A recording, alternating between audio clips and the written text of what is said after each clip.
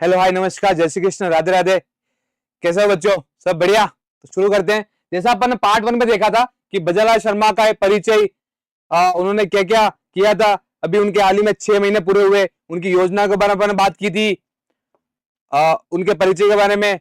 फिर हमने बात की थी कि बीजेपी ने कैसा प्रदर्शन उस टाइम पे किया था, और अभी लोकसभा चुनाव में कैसा प्रदर्शन उनका निम्न रह गया। उसके पीछे सारे रीजन देखे थे कि बीजेपी ने क्या सुधार किए अपने में।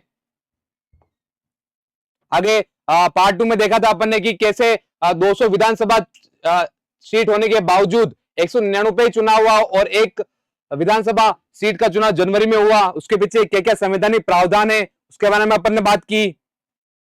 फिर देखा अपन ने कि जो व्यक्ति जिसका करणपुर सीट से वो उनकी डेथ हो चुकी थी, उसके बावजूद दूसरे किसी व्यक्ति को राज्य मंत्री के रूप में शपथ दिला दी, उसके क्या संवैधानिक प्रावधान है, उसके बारे में देखा। ये गुरमीत सिंह कुन्नर, जिनकी आकस्मिक मृत्यु हुई थी, ये उनके बेटे रुपेंद्र सिंह कुन्नूर जी, जो अभी कांग्रेस से विधानसभा क्षेत्र कन्नूर से अभी विधानसभा अध्यक्ष, विधानसभा सदस्य हैं। अब बात करते हैं कि विधानसभा विधानसभा को जब बहुमत मिलता है तब राज्यपाल का क्या उसमें रोल होता है, क्या उसमें संवैधानिक प्रावधान है कि जब नई विधानसभा बनती है तब क्या क्या संवैधानिक प्रावधान उससे संबंधित है कि कैसे विधानसभा में नई बहुमत वाली सरकार अपनी सरकार सिद्ध करती है, बहुमत सिद्ध करती है, और राज्यपाल कैसे उनको अनुमति देता है। सारे संवैधानिक प्रावधान हम अपने यहाँ पे देखने चाहेंगे। तो अनुच्छेद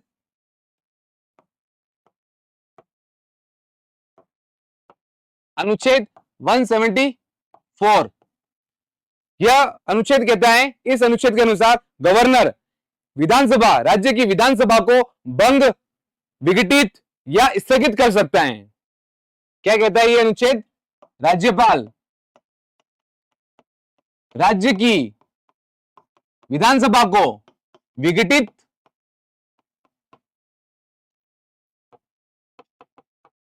या भंग या स्थगित कर सकता है।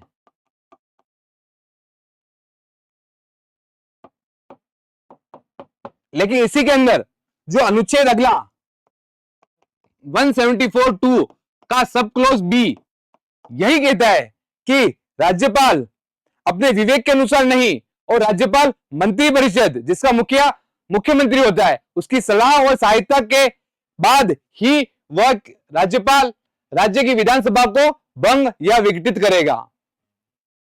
कि राज्यपाल मंत्रिपरिषद की सलाह या मंत्रिमंडल की सलाह और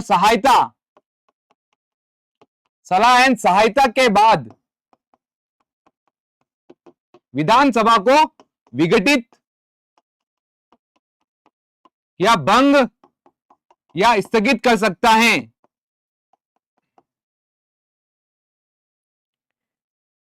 इसके बाद सुप्रीम कोर्ट में एक बार मुझे जजमेंट याद आता है, उन्होंने जजमेंट दिया था कि राज्यपाल मंत्रिपरिषद की सलाह पर अपने विवेक के अनुसार बहुमत साबित करने के लिए किसी सरकार को आमंत्रित करता है, उसे फ्लोर टेस्ट कहते हैं।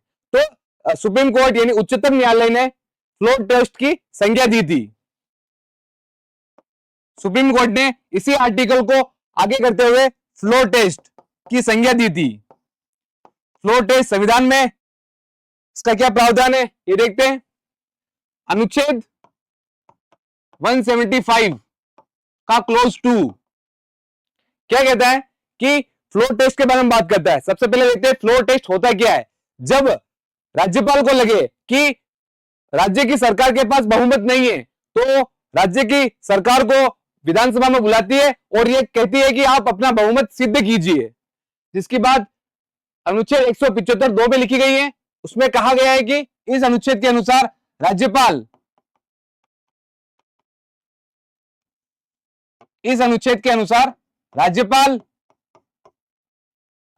राज्य की सरकार को बहुमत सिद्ध करने के लिए कहती है। बहुमत सिद्ध करने के लिए कहती है। और वो कैसे होगा?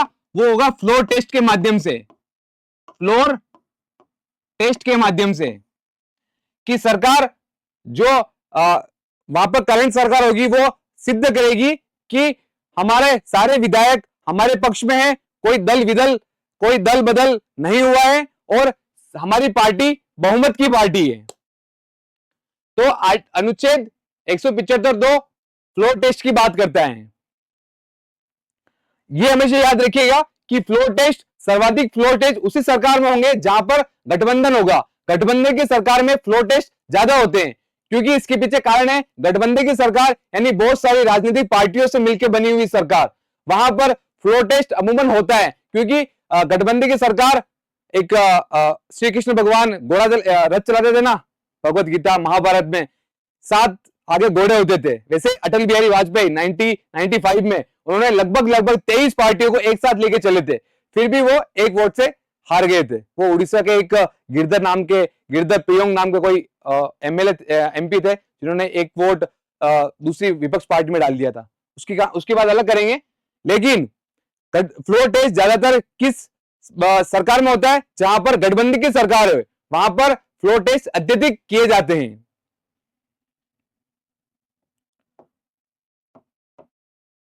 आगे देखते हैं कि फ्लोर टेस्ट कैसे होता है और कौन करवाता है। फ्लोर टेस्ट राज्यपाल करवाता है अपने विवेक के आधार पर। फ्लोर टेस्ट कौन करवाता है? राज्यपाल।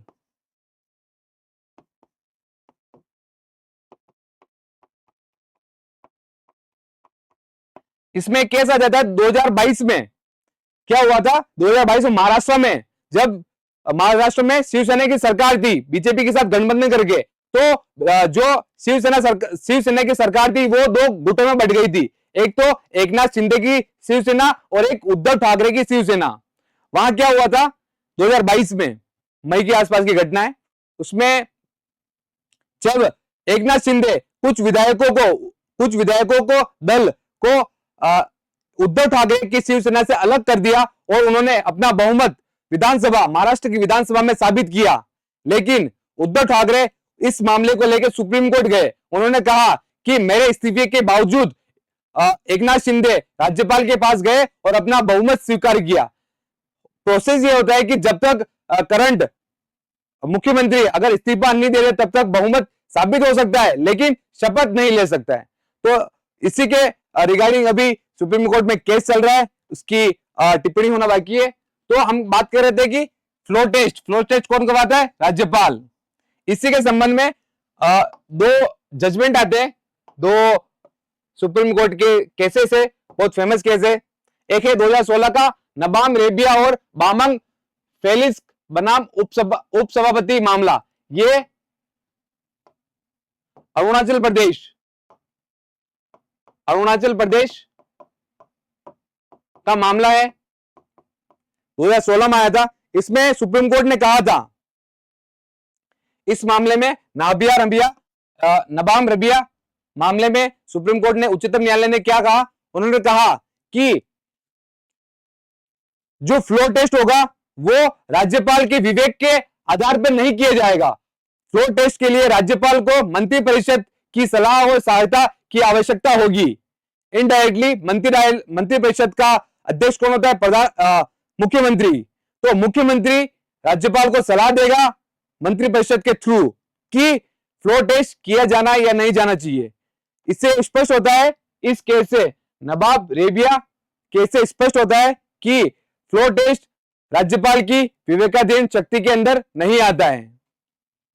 उसी के आगे 2020 में शिवराज सिंह चौहान और अन्य बनाम अध्यक्ष, ये एमपी मध्य प्रदेश से संबंधित केस है।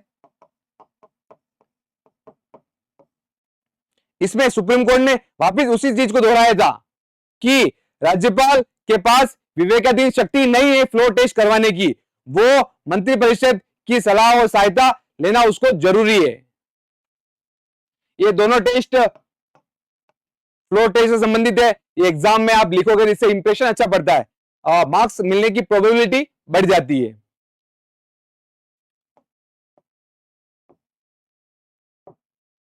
ठीक है, ये अपना पार्ट 3 यहीं पे खत्म करते हैं।